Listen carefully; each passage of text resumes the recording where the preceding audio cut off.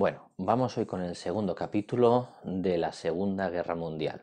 Rematamos, nos quedamos en el año 41 en el otro vídeo, justo con el bombardeo de Pearl Harbor, pues continuamos del 41 al 45 y vemos las consecuencias.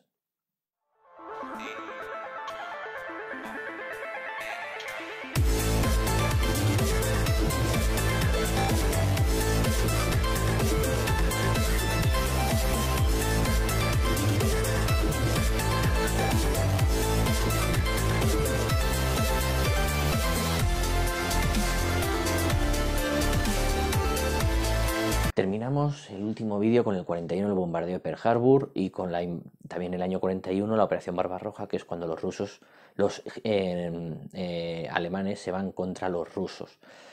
Que un poco era, ¿y por qué? ¿No? Si ya lo tienes, ¿por qué cometer ese error? Bueno, pensar que en ese finales del año 41 Hitler controla toda Europa. Hacia el sur no puede expandirse más, porque hacia el sur tiene a Franco y tiene a Mussolini, con lo cual hacia el sur no se va a expandir. El resto de Europa continental lo controla, si es que ya lo ha conquistado todo. Lo que le faltaba era el reino, sí, el reino de Gran Bretaña, pero no había manera, estuvo, ya lo vimos, un año intentando la conquista de las Islas Británicas, con la batalla, digamos, de Inglaterra, y no lo consigue. Los británicos supieron defenderse bastante bien.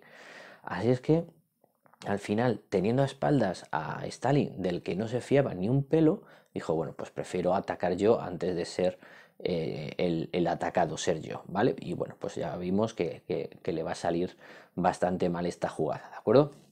Vamos con el desarrollo un poco de las campañas y luego hacemos un inciso para las consecuencias, ¿de acuerdo?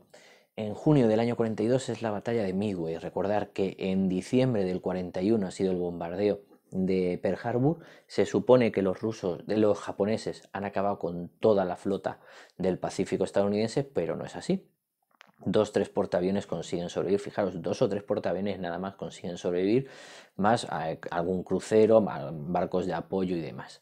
Y entonces en unas islas que tienen unas señales de radar y tal, que son las islas de Midway, se va a producir esta batalla en la que los estadounidenses consiguen localizar antes que los japoneses localicen a los aviones estadounidenses, con este juego de gato y el ratón a ver quién pilla a quién, y al final pues son los estadounidenses los que consiguen ganar esa batalla y destruyen un montón de barcos y portaaviones japoneses, ¿de acuerdo? Este año, en el 2020, estrenan una versión actualizada de la batalla de Midway. No sé cómo se leerá, pero de verdad, veros la clásica, que es muy buena, ¿vale? La versión antigua de la batalla de Midway es bastante buena y se ve muy bien cómo con muy poquitos barcos y con muchísima suerte los estadounidenses consiguen ganar esa batalla, ¿vale? Porque esto, ya os digo, es un poco jugar a ciegas, no saben dónde están los japoneses, van lanzando aviones que se van, digamos, abriendo en todos los puntos a ver quién lo localiza, hasta que uno de ellos dice, ah, pues mira, lo tengo aquí, ah, pues ya saben dónde están los barcos, entonces mandamos todo el ataque hasta allí, ¿vale? Es decir, es muy interesante esa película. En el verano del 42 tenemos el inicio de la batalla de Stalingrado. Los alemanes siguen avanzando en campo ruso y consiguen asediar una ciudad que en aquel momento se llamaba Volgrado, bueno, Stalingrado para todos, y de hecho consiguen conquistarla, ¿vale? A finales de septiembre, mediados de septiembre, consiguen conquistar la ciudad de Stalingrado, que es un hecho para los alemanes simbólico, el hecho de conquistar la ciudad de Stalingrado, ¿vale? Pero es una victoria totalmente envenenada. Va a pillar el invierno y los rusos te van a ganar. Siempre cuando hay dos países que combaten y hay un invierno de por medio, los rusos ganan. Es decir, las descripciones de la batalla de Stalingrado, como fue el aniversario hace relativamente poco, en los periódicos salían las descripciones de los soldados de la época, como diciendo que es que no podían ni ir a orinar porque es que se le pegaban los pantalones a la piel, como incluso cuando querían ponerse las ropas de un muerto, prácticamente tenían que, no te digo que asarlo, pero acercar el muerto al fuego para que con ese calor se despegara la ropa de la piel. O sea, a esos niveles se llegó a combatir en Stalingrado. Los soldados alemanes además tenían la orden explícita de Hitler de ni se os ocurra rendiros, ni se os ocurra retiraros. Al final lo que van a hacer es rendirse, porque es que en febrero del 43 es que era eso o la muerte. Entonces se rinden en febrero del 43, ¿vale? Seguimos con el año 42 y en octubre tenemos otra batalla en otro contexto. Fijaros que esto es el Pacífico, esto es Europa y esta batalla, la nueva, es el del Alamein, y octubre del 42, esta es en el norte de África. Es una gran batalla, es de tanques en el desierto egipcio y va a ser una gran victoria aliada, ¿vale? Los generales ingleses y estadounidenses consiguen vencer al todopoderoso ejército del Afrika Korps, ¿vale? De Rommel y sus tanques en el ejército egipcio, ¿vale? Y es una primera llamada de atención porque es la primera gran derrota en tanques de los todopoderosos tanques alemanes, ¿vale? Bueno, ya hemos visto esas tres batallas en esos tres contextos distintos, ¿vale? Pacífico, Europa y África. Saltamos al año 43. En el año 43 tenemos ya a mediados del año 43, en julio, los aliados desembarcan en Sicilia y conquistan la ciudad, la isla de Sicilia. Y ese mismo mes, a los pocos semanas, Mussolini va a ser depuesto, ¿vale? Con lo cual ya es el final. Recordar que Italia, aunque no he hablado mucho de Italia en esta Segunda Guerra Mundial, es que realmente su papel es muy limitado. Es que cuando los alemanes están atacando Francia, los italianos intentan atacar a Francia desde el sur por aquello de venga, ahora, y son siempre derrotados. Es que yo siempre lo digo en las clases, que es que los italianos desde Julio César prácticamente no han ganado una batalla. Es así, lo siento por ellos, es así, ¿vale? Entonces, su propia unificación, ya haremos un vídeo de la unificación italiana, se produce gracias a la ayuda siempre externa de alguien, ¿vale? No porque ellos hayan conseguido las victorias, ¿vale? Entonces, el papel de Italia en esta Segunda Guerra Mundial realmente es muy, muy secundario.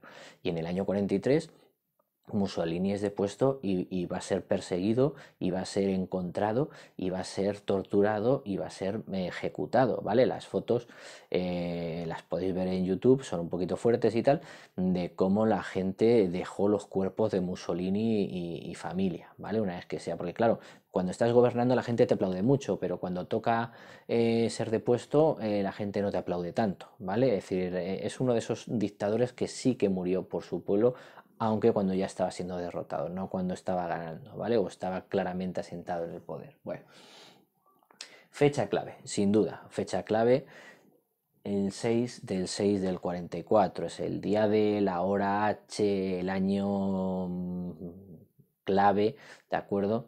El desembarco de Normandía. Lo mismo, película buenísima, la clásica, que se titula El día más largo, rodada con tres directores, uno, si no recuerdo mal, estadounidense, otro alemán y otro creo que es inglés o francés, no recuerdo. Entonces está desde los distintos puntos de vista rodada, como es una operación que llevaba siendo planificada años, casi desde Dunkerque estaba siendo planificada el desembarco en Normandía, pero había que esperar las condiciones oportunas. Como para preparar el desembarco hubo que fotografiar toda Europa y demás, los aliados saben desde el año 43 la existencia de los campos de concentración. Lo conocen, saben que existen los campos de concentración. Igual no tienen noticias de lo que está ocurriendo dentro. Vamos a poner eso ahí en cuarentena. Pero desde el año 43 los aliados saben que hay campos de concentración y dónde están situados. Y no hicieron nada. No hicieron nada porque no podían hacer nada de momento, ¿vale? Es como todo el tema de la máquina Electra. La máquina Electra es una máquina que tenían los alemanes para mandarse mensajes cifrados y que tenía una clave que cambiaba cada 24 horas y demás. Y que gracias a un matemático inglés, también tenemos película de ello, ¿de acuerdo?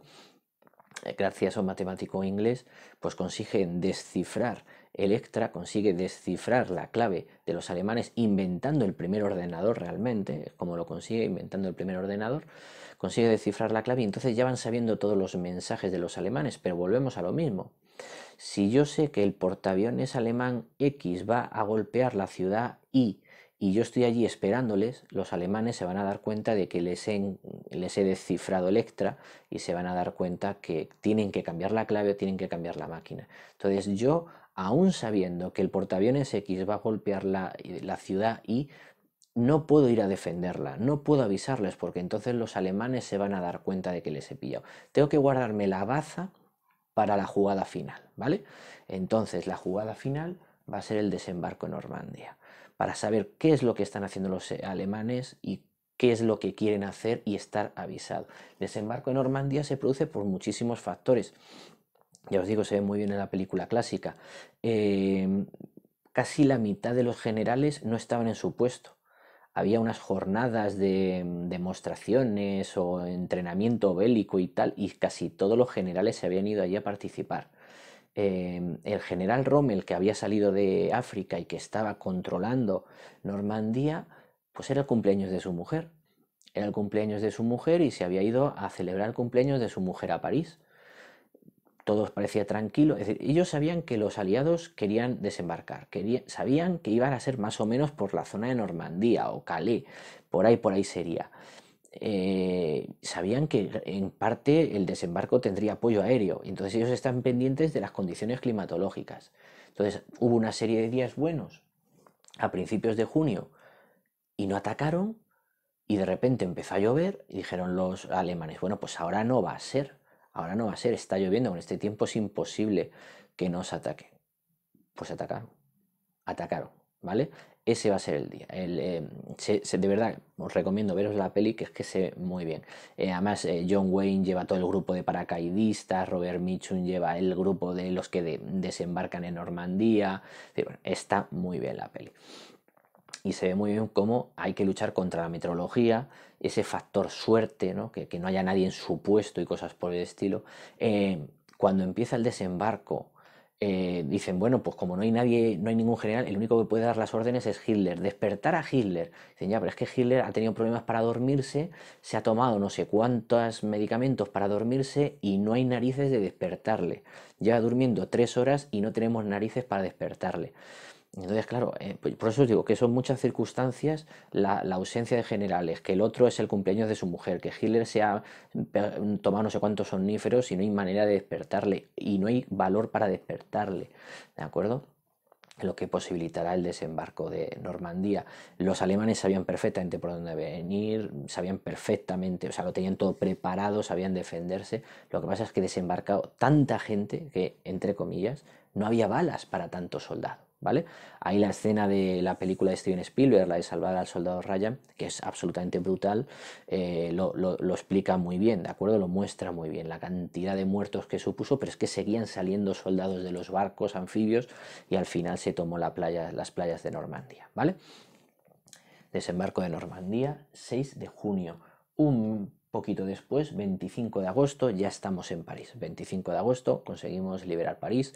Los aliados se pasean por fin por París con el mito de que la Torre Eiffel está llena de cargas de dinamita y que si los aliados tal la íbamos a reventar y consiguen salvarla y bueno, ese tipo de historias, ¿vale?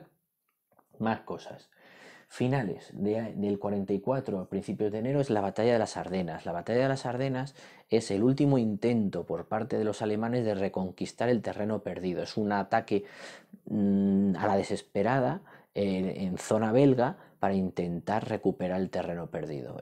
Pero bueno, van a ser parados y rechazados y en enero del 45 están de retirada y es evidente que ya no hay nada que hacer.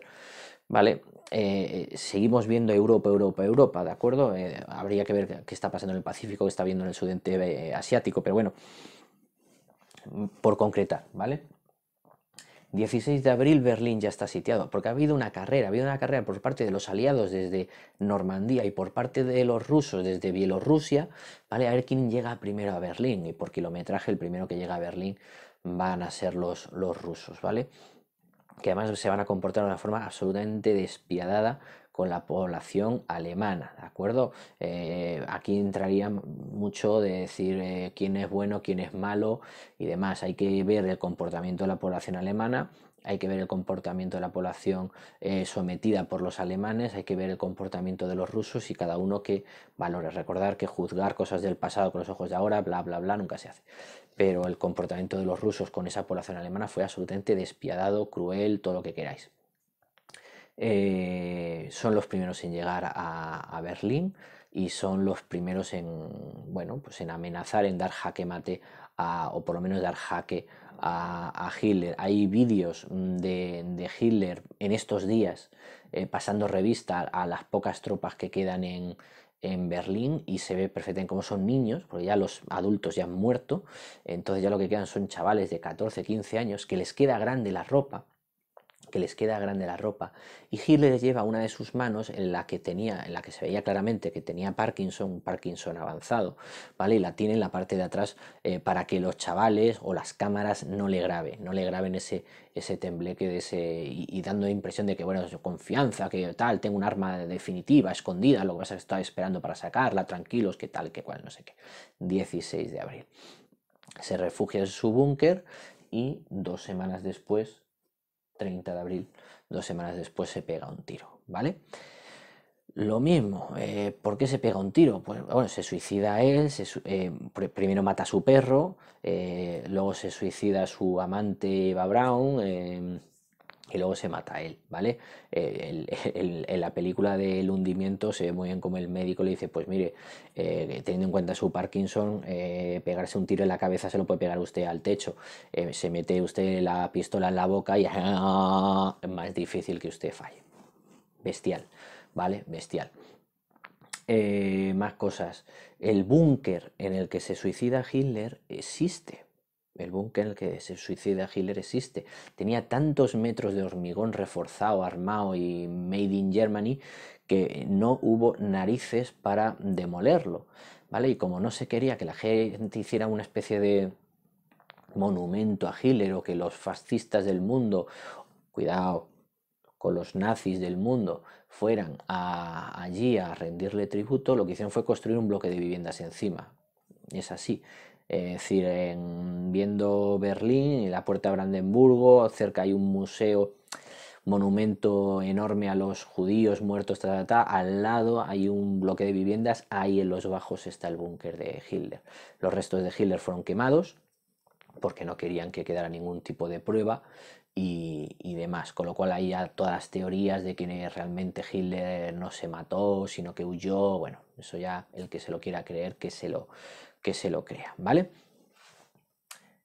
Hitler se pega un tiro y los rusos se quedan con Berlín, ¿vale?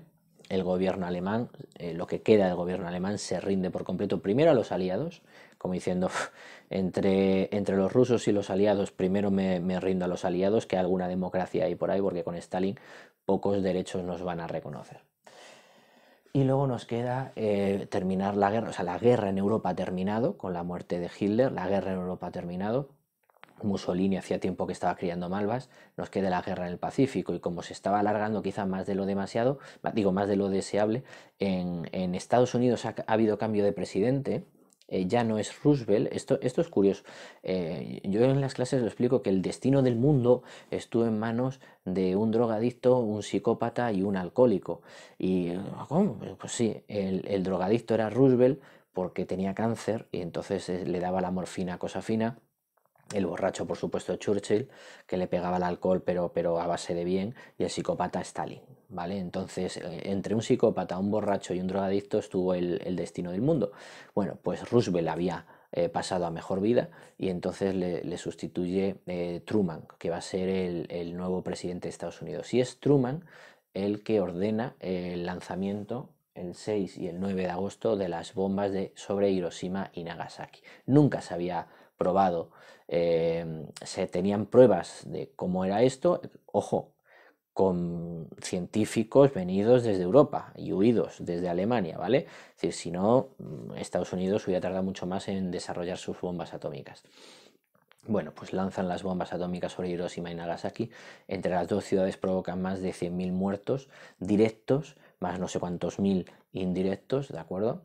Y automáticamente el gobierno de Japón se rinde. El 14 de agosto, más o menos, se rinde. Lo que pasa que el armisticio, la firma en el barco, en un portaaviones, con los testigos allí y tal y no sé qué, no va a ser hasta el 2 de septiembre. Entonces el 2 de septiembre oficialmente termina la Segunda Guerra Mundial. Con lo cual, si os fijáis, si empezó en el verano del 39 y termina el 2 de septiembre, pues justo 6 añitos de Segunda Guerra Mundial. Y así se cierran todos los escenarios. Había terminado la guerra en abril, finalísimos de abril del 45 en Europa, y termina en septiembre en el resto del mundo oficialmente, ¿vale? Incluso conferencias como la de San Francisco, ya hablando de la ONU y demás, son un poquito antes, ¿vale? Entonces ya en ese verano del 45 ya se está diseñando el mundo que vendrá, y eso lo vamos a ver un poco en las consecuencias. Bueno, con el tema de las consecuencias lo he puesto aquí un poco resumidísimo. Después de cada guerra, lógicamente, lo que hay son muertes, ¿vale? Entonces, en cuanto a las muertes, se calcula que entre 50 y 60 millones de muertos, lo que es una barbaridad. En la Primera Guerra Mundial se calcula que debió haber unos 10-12 millones de muertos. Primera Guerra Mundial, en esta se multiplica por 5. Entre 50 y 60 millones de muertos, ¿vale? Repartidos entre todos los países, ¿vale? Murieron muchísimos rusos, muchísimos, ¿vale? Pero también muchísimos alemanes. Entonces, unos 50-60 millones de muertos, unos 70 millones de heridos, unos 70 millones de heridos.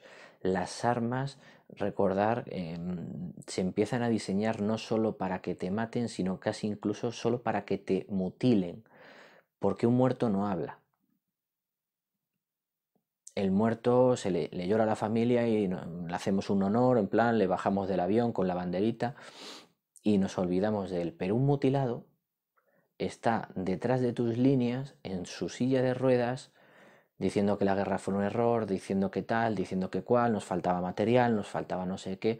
Es una columna dentro de las líneas tuyas, ¿de acuerdo? Entonces, los que dedican su vida a diseñar armas, gente que ha estudiado una carrera, gente de bien y esas cosas, que seguro que son buenos padres de familia y tal, están ahí dándole al coco para hacer como ese arma o esa bomba no explote cuando toca el suelo, sino a 1,5 metros o 1 metro, para que así la onda expansiva pueda mutilar al mayor número de personas posible y cosas por el estilo.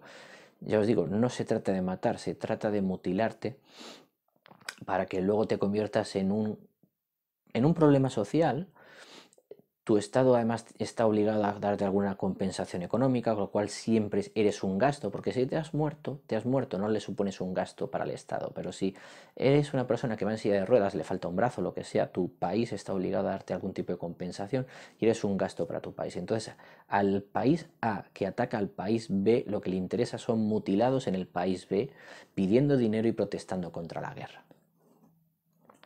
Así es que no perdamos de vista esos 70 millones de heridos que va a haber. Y no perdamos de vista los 40 millones de desplazados que se calcula.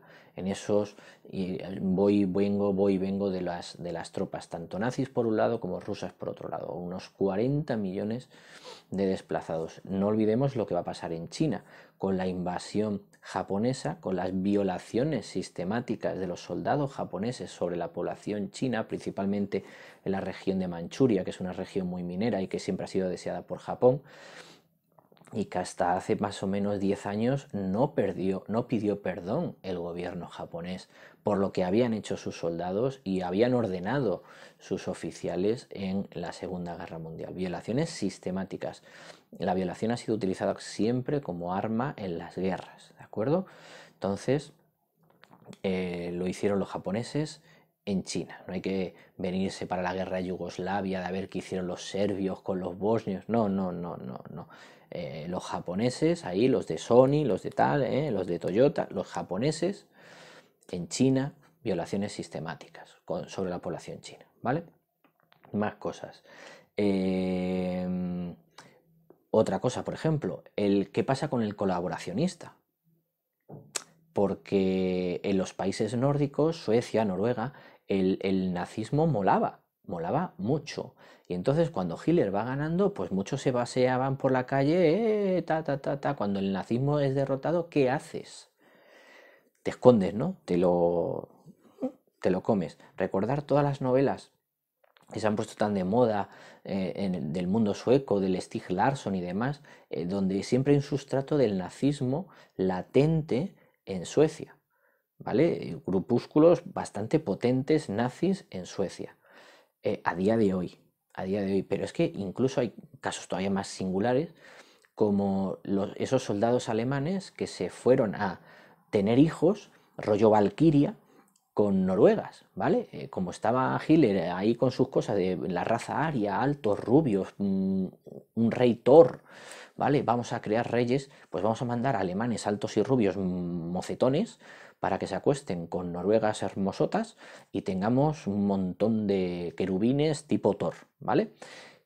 Pues una de esas mamis noruega que se queda embarazada, cuando el nazismo es derrotado, pues claro, es señalada, es insultada de todo por sus vecinos noruegos y termina refugiándose en Suecia. Y esa niña que va a nacer, ya sueca, digamos, es una de las cantantes del grupo ABBA, que cuando se enteró de toda la historia familiar le dio un chungo ahí psicológico, ¿vale? Es decir, que es que mi madre se acostó con un nazi y yo soy hija de un nazi. Bueno, ¿y esto qué culpa tendrá la criatura, ¿vale? Pues que sepáis que, no me acuerdo cuál de las dos es, pues una de las cantantes del grupo ABBA es realmente de origen noruego y es el fruto de ese empeño por parte de los nazis de tener más arios y para eso acostarse con población noruega. Por supuesto, esto de forma voluntaria, ¿eh? Que la madre de esta cantante de ABBA no fue violada, que fue perfectamente voluntario, ¿vale? O sea, fijaros las repercusiones humanas a todos los niveles que se van a producir y por supuesto el tema del holocausto, ¿de acuerdo? 6 millones de judíos gaseados en los campos de concentración. Os recomiendo, si podéis ir a Berlín, el que pueda, aparte de que la ciudad es una maravilla, el Museo del Holocausto, que está al lado de la Puerta de Brandenburgo, que son una serie de bloques de hormigón de distintas alturas y demás, que es un monumento a los judíos muertos por ser judíos, no es los judíos del Holocausto, sino los judíos en general en cualquier parte del mundo y en cualquier época, ¿vale? Tiene un museo subterráneo, hay que pasar por el arco de seguridad, todo ese tipo de historias, y te viene los campos de concentración y los judíos que murieron en cada uno de ellos. Pero es que incluso te vienen objetos personales de los judíos que murieron allí, te vienen cartas que escribían, y la verdad es que se te queda el cuerpo, sales con un mal rollo importante, pero hay que conocerlo, porque si no conoces lo que ha pasado, no puedes evitar que vuelva a ocurrir, ¿vale? Muy, muy recomendable ese museo. Entonces, fijaos, muertes, persecuciones, violaciones, colaboracionismo, holocausto, o sea, a nivel de repercusión humana, muchísimo, muchísimo, ¿vale? Porque unos van a ser perseguidos por haber ayudado, otros no sé cuánto, o sea, muchas, muchas repercusiones. A nivel material, pues Europa arrasada, es evidente. Es decir, el continente que quizá menos sufrió a nivel material va a ser América y África. ¿Vale? Pero en cambio Asia sí que el sudeste asiático y sobre todo la zona China, China limítrofe con la URSS y China limítrofe con Japón van a sufrir muchos bombardeos, ¿vale? Pero por supuesto es Europa la que se lleva la peor parte desde los Pirineos hasta los Urales, desde los Pirineos hasta los Urales arrasada por bombardeos.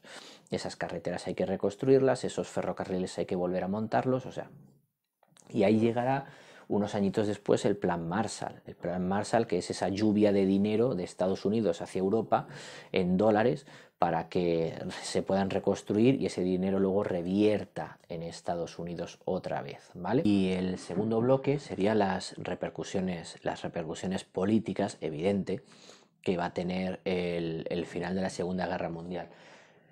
Por supuesto, la Guerra Fría. El mundo se va a partir en dos bloques, o eres pro Estados Unidos, o eres pro URSS, o eres capitalista, o eres comunista. Lo mismo que los aliados que iban avanzando desde Normandía hacia Berlín, una vez que se termina la guerra, se retiran. Los rusos que habían avanzado desde los Urales hacia Berlín, cuando termina la guerra, no se van, se quedan. Se quedan y se quedan con esos países. Y esas tropas de liberación se transforman en tropas de ocupación.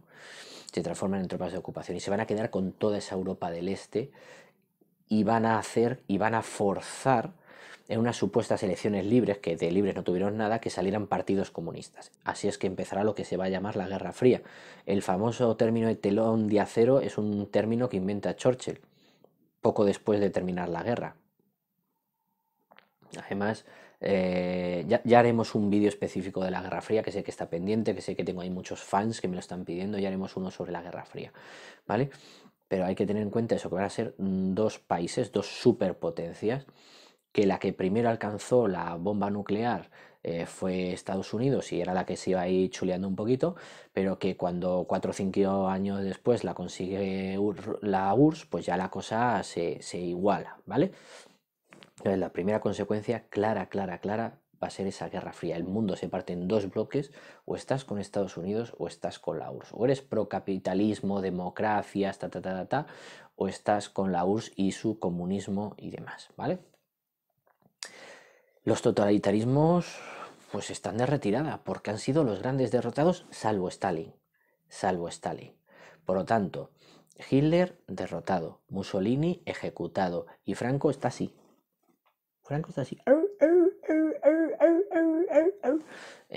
O sea, Franco que sin ser el nazi y sin ser el del todo fascista, bien que cogían toda la estética fascista, ¿vale? Y la aplican en su falange y cosas por el estilo. Cuando Mussolini es ejecutado, cuando Hitler se pega un tiro,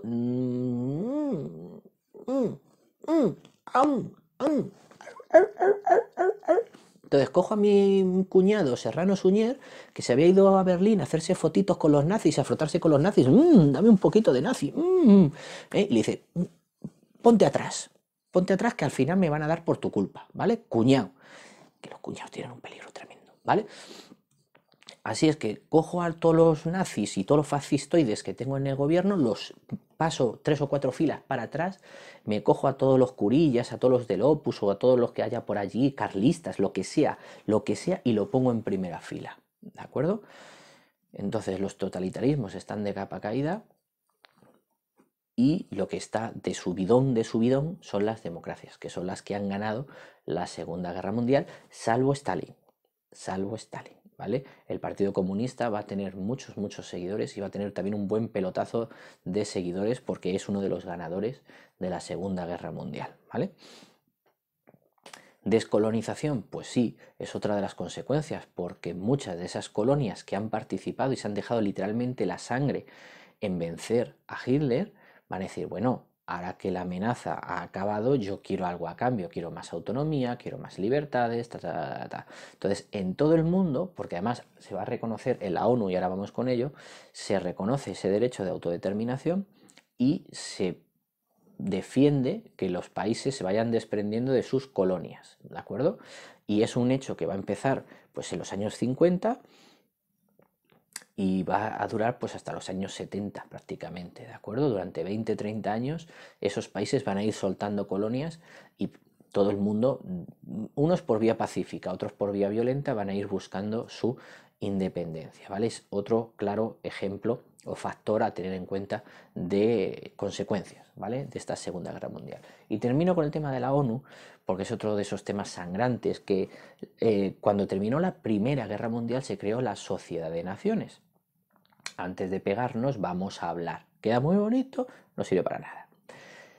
En la ONU, que se intentó hacer algo parecido, fijaros lo simbólico, ya no va a estar en París, ya no va a estar en París, ya no va a estar en París, van a coger la sede de la ONU y se la llevan a New York, se la llevan a Estados Unidos. Es muy simbólico, ¿vale? Es decir, el centro del mundo ya no es Europa, es Estados Unidos. El sitio donde se decide el futuro del mundo ya no es Europa, es Estados Unidos. Me quedo yo con ello, ¿vale? Entonces la sede de la ONU está en Estados Unidos y en su organización es verdad que hay un consejo, bueno, cuando se reúnen todos los 180 y pico países que tienen representación, pues vale, todos tienen su voz, su voto, todo. Pero hay un consejo de seguridad en el que hay 9 países, en el que hay 5 que son fijos y hay 4 que van rotando, para que todo el mundo de vez en cuando toque pelo, ¿no? Vale. Pero es que esos 5 que son permanentes que son los que ganaron la guerra, ¿vale? Es decir, Francia, Reino Unido, Estados Unidos, Rusia y China,